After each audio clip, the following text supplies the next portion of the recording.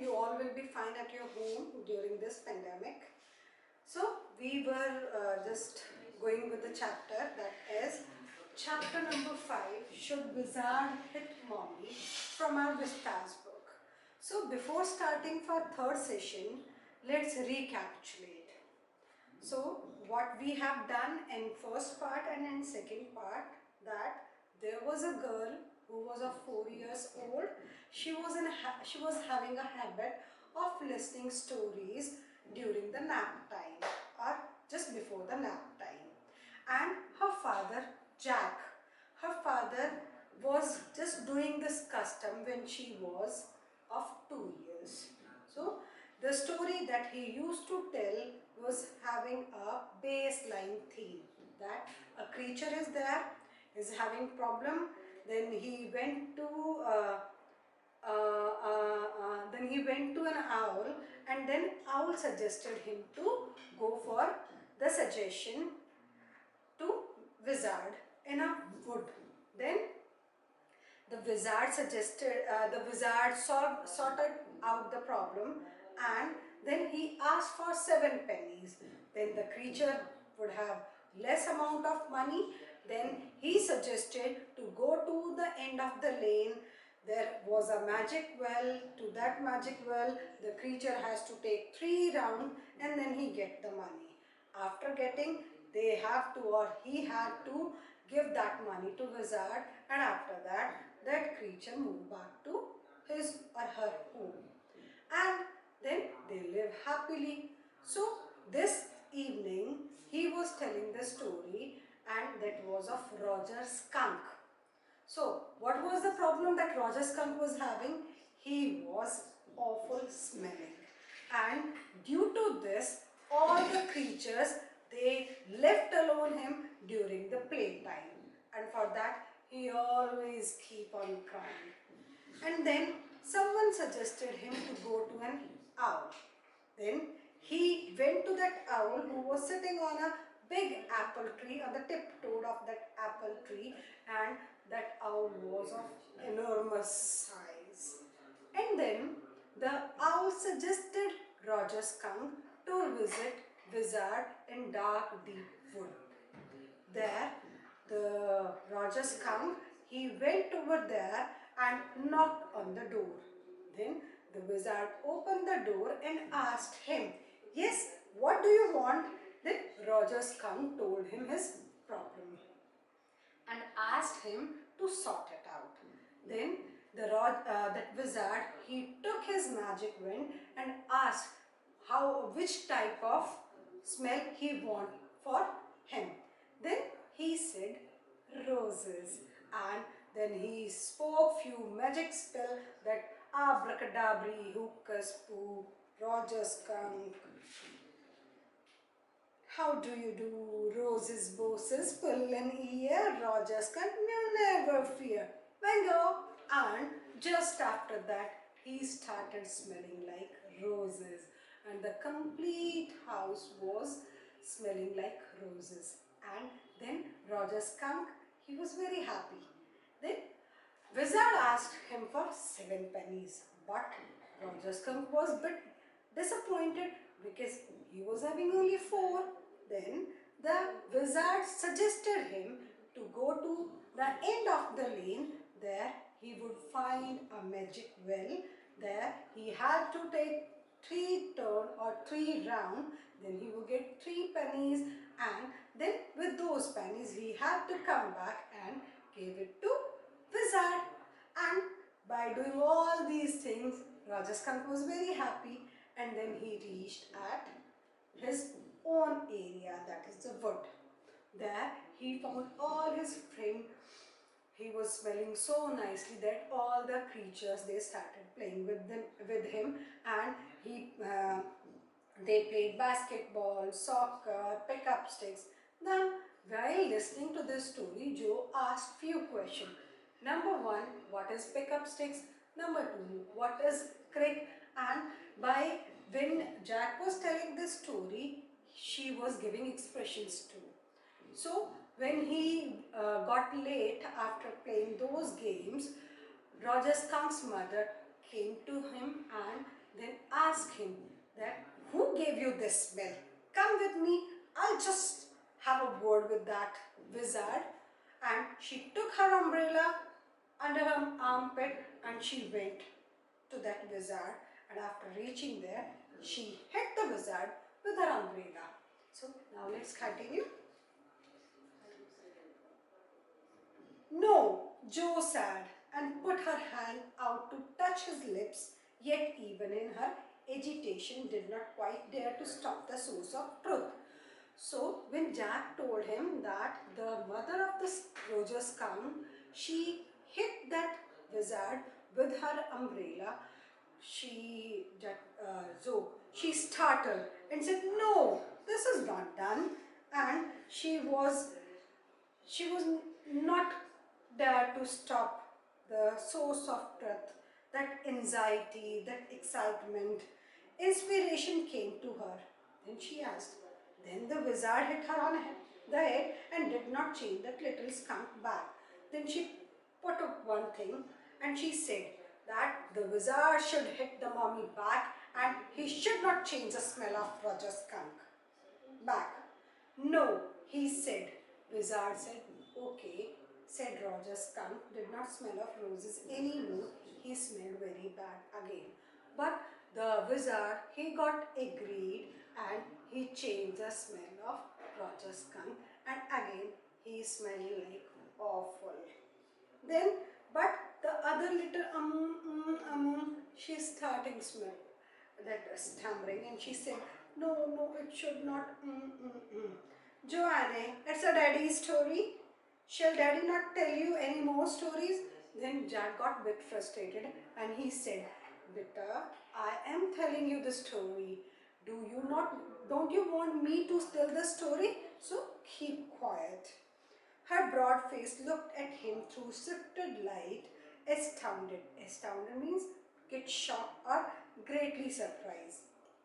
This is what happened when Roger skunk and his mommy went home and they heard woo. So the story was having the base theme, that is, after just getting that problem sorted out, the creature's father, they came from that Boston, and then they brought edible things, then they have a good supper and they have a great time. In the same way, when Roger skunk and his mama came back to their home and they were expecting Roger skunk, he was expecting his father to come from Boston, and his father arrived there with the train, and that sounds woo woo, and it was the chuk chuk train bringing daddy skunk home from Boston. And they had lima beans. Lima means edible flat beans. Celery, it is just like parsley. Liver, mashed potatoes, and pie oh my for dessert. This was a dessert and that sweet dish. And when Roger skunk was in bed, mommy skunk came up and hugged him and said he smelled like her little baby skunk again, and she loved him very much, and that is the end of the story. And after having their dinner with that lima beans and celery and mashed potatoes and that dessert, they had a great supper, and at bedtime, mommy skunk went to Roger skunk. She hugged him and loved him and tell him that skunks are made up of this smell. So he should be with this smell only. But Daddy, Joe said, Daddy got frustrated and he said, what? Then did the other little animals run away? She put one more question. Then he said, no, because eventually they got used to the way he was and did not mind it at all. So all the creature, they were habitual of that smell and they didn't bother about it and they played along. What is eventually, even shall be, that is eventually, in a little while, his father told her that was a stupid mommy. Now she was giving her reaction. She said that Roger skunk mom was a stupid mommy. It was not, he said with rare emphasis. Now he got a bit angry and he said, no, she was not. and believed from her expression that she realized he was defending his own mother to her or something is odd. So it seemed that Jack is taking favor of his wife. Now I want you to put your big heavy head in the pillow and have a good long nap. He adjusted the shade so not even a crack of day showed. Now he just adjusted all those curtains and shades, and he told her to put her heavy head on the pillow and take a good long nap. And he tiptoed to the door. Tiptoed means walking quietly. Then so when he was to reach about near the door, she just got up on that mattress and hey, get on and crouching on the top of the covers, and she was staring at him. Then he said, "Hey, get under the covers and fall fast asleep. Bobby is asleep." Then Jack told her to get sleep because her younger brother is already sleeping. She stood up and bounced gingerly on the springs. "Daddy!" She just got up and she was bouncing on those uh, springs, that mattress spring, and she said, "Daddy, what? Tomorrow I want you to tell me the story that wizard took that magic wand and hit that mommy." Now she want her father to stop that story, to end that story in her own way. What was that? She wanted that wizard should take that magic wand and hit that Roger Skunk's mommy back with that magic wand. Her plump arms chopped forcefully right over the head. She was acting like that that wizard should hit that mommy back. No, that is not the story. The point is that the little skunk loved his mommy more than he loved all the other little animals, and she knew what was right. Now he told so that the parents, they always think about the well-being of their kids and they are never wrong. And Roger Skunk also loved his mother. That's why he did not retaliate and he was happily living with his mother. "No, tomorrow you say he hit that mommy." She again tried to persuade her daddy to do that, so she kicked her legs up and sat down on the bed with a great heel and complaint of strings as she had done hundred of times before. Then she again doing the same thing whenever she was not in a mood of sleeping. She always got up and doing these things continuously. Except this time she did not laugh. "Say it, Daddy." And while saying all these things, she was not smiling, even not laughing. And she said, "Say it, na, Daddy." "Well, we will see. Now at least have a rest." Then he said, "Okay, we will see it tomorrow. But for now, you just have a rest. Stay on the bed. You are a good girl." Then he said that you are a good girl. You should lie on your bed. He closed the door and went downstairs. Claire had spread the newspaper and opened the paint can, and wearing an old shirt of his on top of her maternity smock was stroking the chair rail with a dip brush. Above him footsteps vibrated and she called, "Joanne, shall I come there and spank you?" The footstep hesitated. Okay, then while coming down, he saw his wife. She was having a long shirt and she had opened that paint can and she was doing that work. And then while coming down, he heard those footsteps again and she said, "Oh, shall I come back? And shall I beat you?" That was a long story. Then he reached downstairs. His wife asked him, "That was a long story." "The poor kid," he answered, and with utter weariness watched his wife labor. The woodwork, a cage of molding and rails, and baseboard all around them was half old tan and half new ivory, and he felt caught in an ugly middle position, and though he was as well felt his wife's presence in the cage with him. He did not want to speak with her, work with her, touch her, anything. So it showed Jack's dilemma, that although he wanted to help his wife in all that paint work, but he wanted to make his daughter sleep, and she was not ready to sleep. So he found himself in that dilemma, that he found both of them, his wife and he, that they are caught in a cage and he is not willing to touch her or to talk to her. So this is the end of the story, and in this story what we have learned, that the it is having two morals. Number one, the kids, they when they just grow up, they think of the out of the box. They feel that this thing, whatever the parents are doing, it is not always for their goodness. So the parent, they always think about their kids for their wellness and for their benefits. So before ending this session, let's have a look on the word meaning. So the first one is agitation. Agitation means here anxiety.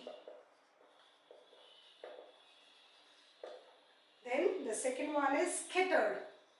Scattered is to move slightly, to move lightly.